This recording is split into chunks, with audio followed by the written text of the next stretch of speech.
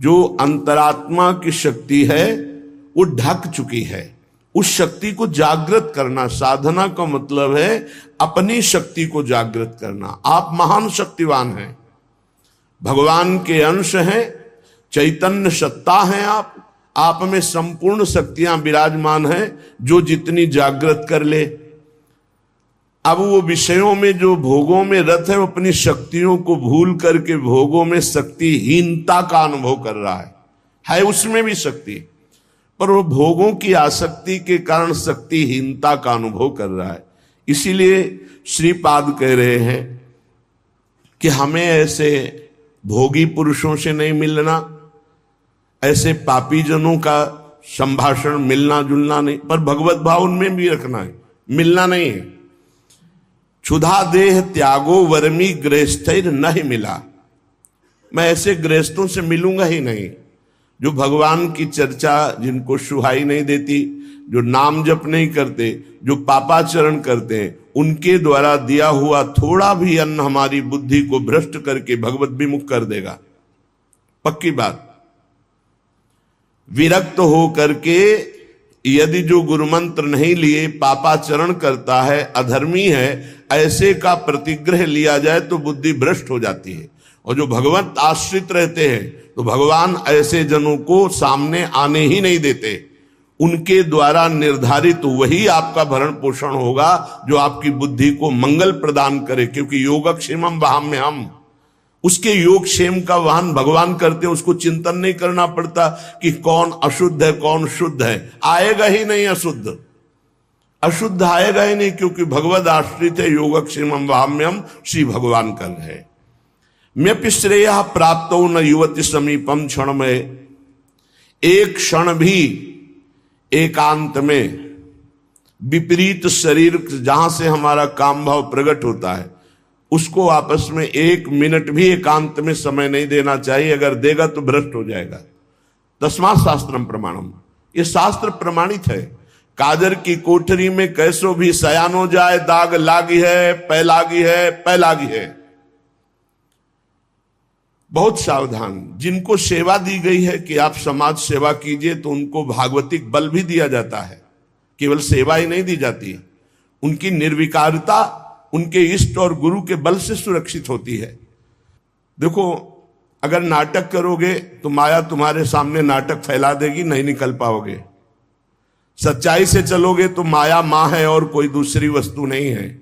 वो माँ की तरह दुलार करके आपको भगवान के चरणों में पहुंचा देगी। ये सब माया ही है। ये माइक माया है, आवाज माया है, ये शरीर माया है, ये जो भी आप देख रहे हैं, गो गोचर जहां लघु मनुजाई सो सब माया जानो भाई। ये माया आपकी मुक्त अवस्था को पहुंचाने के लिए है।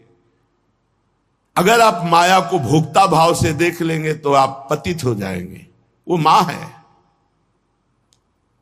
श्री भगवान के आश्रित जो भक्तजन होते हैं वो शास्त्र आज्ञा का पालन करते। एक क्षण भी शास्त्र आज्ञा की अवहेलना प्रमाद में की तो फंस जाओगे। वो तो भगवान कृपालु हैं, कृपा करके फिर उसको रास्ता देते, नहीं तो माया रास्ता बंद ही कर देती है, आगे चलने का रास्ता नहीं रह जाता परमार्थ का। तो कह रहे एक क्षण भी शास्त्र विरुद्ध आचरण के लिए किसी को समय मत दो। कोई तुम्हारा मित्र नहीं है, परमार्थ के सब विरुद्ध हैं। एक संसार प्रकृति विरुद्ध करे तो का कीजिए। वो आगे के दाझे गए भजी पानी में आग लगे तो का कीजिए। एक संसार दुष्ट की संगति ताहू में तुम पुष्ट करावो। क्या भगवत आश्रित हो करके आप अगर मनमानी आचरण शास्त्र विरुद्ध करते हैं तो आपका मंगल हो सकता है? शास्त्र विरुद्ध आचरण करने वाले का कभी मंगल नहीं होता, इसलिए सावधान। देखो,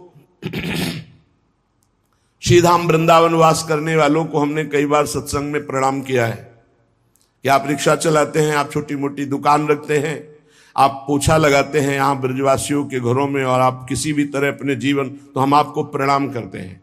क्यों आप निश्चल और निष्कपट होकर के भगवत धाम का वास करके वृंदावन की प्राप्ति के लिए आप ऐसा कष्ट सहकर कर रहे हैं। लेकिन इसमें छल कपट नहीं, इसमें तिलक कंठी और वेश का दुरुपयोग नहीं है। इष्ट और गुरु को गाली पड़ेगी, तुम्हारे सब पुण्य नष्ट हो जाएंगे। सात्विक वेशभूषा का हमने आदेश किया है कि आप अपने घर में पैंट शर्ट पहन सकते हैं। सात्विक वेशभूषा का आप सम्मान करें। आपके द्वारा कोई वार्ता, कोई चेष्टा, कोई ऐसी करनी हो जाए तो आपके इष्ट और गुरु को गाली मिलेगी। आप इस पर सावधान रहें। आपके इष्ट और गुरु आपका हित कर रहे हैं, आपका हित नहीं। वनवास कर रहे हो, आप वनवासी वेशभूषा में रह सकते हैं। आप वनवास वृंदावन में आप सेवा कर रहे हैं, आप कर सकते हैं। आपके गले में पड़ी होगी गुरु की लॉकेट, आपके मस्तक पर श्री जी का चरण चिन्ह, आप कंठी धारण किए हुए हैं, तो आपको शांत, सौम्य, गंभीर, प्रिय बर्ताव करना है। अशांत और निगेटिव व्यवहार करने वाले पर भी आपको शांत और सकारात्मक भाव, कोई बात नहीं, आप जा सकते हैं। वो फिर नाराज हो रहा है, फिर हम हाथ जोड़ रहे हैं।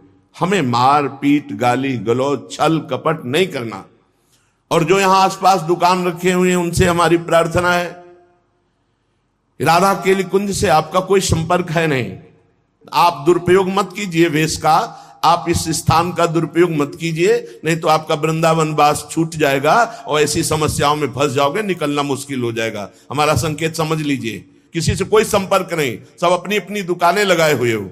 जो विविध प्रकार से सफेद वेश धारण करके, कंठी धारण करके, बाल रखा करके और इसके बाद गंदा आचरण करते हैं, वो अपने गुरु और इष्ट का और धाम का अपराध करते। ऐसे लोग कभी धाम में नहीं मरते।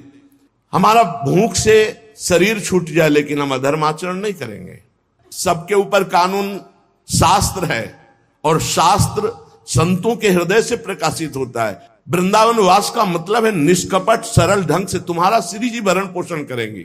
अचानक कोई व्यवस्थापक ऐसी व्यवस्था कर जाएगा जो लाडली जी के द्वारा प्रेरित है, ऐसे आचरण, गलत आचरण, दोहन वृत्ति, किसी को किसी के संबंध से दोहित करना, गुरु पत्नी गामी कहते हैं उसे। गुरु पत्नी को, गुरु के सबके पत्नी थोड़ी होती है, वो तो ब्रह्म ऋषि जो कुछ ऐसे कुल परंपरा जिनकी चली हुई है, और बकाया सब जो विरक्त हैं वो गुरु पत्नी गामी का दोष कैसे लगता है? गुरु के नाम पर उनके द्वारा दी हुई संपत्ति का भोग करना गुरु पत्नी गामी कहा जाता है। श्री जी के द्वारा व्यवस्था होना, गुरु जी के द्वारा व्यवस्था होना एक अलग चीज है। आप उनके नाम, उनकी छाप का प्रयोग करके आप दोहन वृत्ति रखते हैं, ये गुरु पत्नी गामी का अपराध महापापों में आता है। इसलिए सब कोई सावधान होकर वृंदावन वास करो। वृंदावन वास के लिए कह रहे क्षुधा देह त्यागो वर्मी गृहस्थिर नहीं मिला। आपने माना कि 5 ग्रंथ बेचे, 5 कंठी बेची, 5 माला बेची, आपको 100 रुपया मिला, तो आप आधा किलो भोजन पाएंगे ना, जो सब्जी दाल 100 रुपये में आपको बहुत बढ़िया आनंद मिलेगा। और आप ये जो हजारों रुपए तो आपकी विलासिता भोग